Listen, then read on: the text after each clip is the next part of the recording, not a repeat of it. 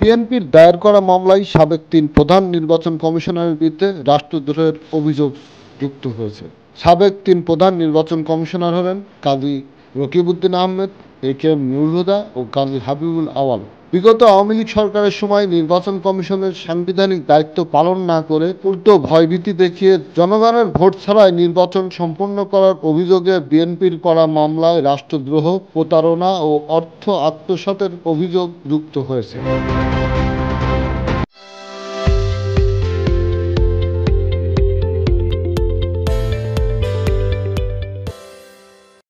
দশম, একাদশ ও দ্বাদশ জাতীয় সংসদ নির্বাচনের সময় দায়িত্ব পালন করা ৩ প্রধান নির্বাচন কমিশনার এবং অন্যান্য নির্বাচন কমিশনারদের পাশাপাশি সাবেক প্রধানমন্ত্রী শেখ হাসিনা সহ মোট ২৪ জন এই মামলার আসামি। মামলার তদন্ত কর্মকর্তা শেরেবাংলা থানার এসআই শামসুজ্জোহা বুধবার মামলায় দণ্ডবিধি ১২০, ৪২০ ও ৪০৬ ধারা অভিযোগ যুক্ত করার আবেদন করেন। ঢাকার মহানগর হাকিম মোহাম্মদ মিজানুর রহমান শুনানি শেষে আবেদন মঞ্জুর করেন।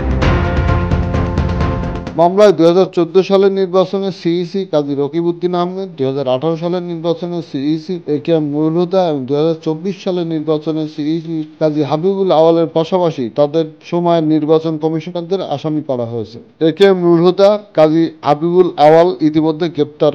সাবেক প্রধানমন্ত্রী শেখ হাসিনা ছাড়াও পুলিশের সাবেক মহাপরিদর্শক হাসান মাহমুদ খন্দকার, এস.এম শহীদুল হক, জাভেদ পাটোয়ারি, বেনজির আহমেদ চৌধুরী, আব্দুল্লাহ আল মামুন সহ এই মামলার আসামি মোট ২৪ জন। Desk report.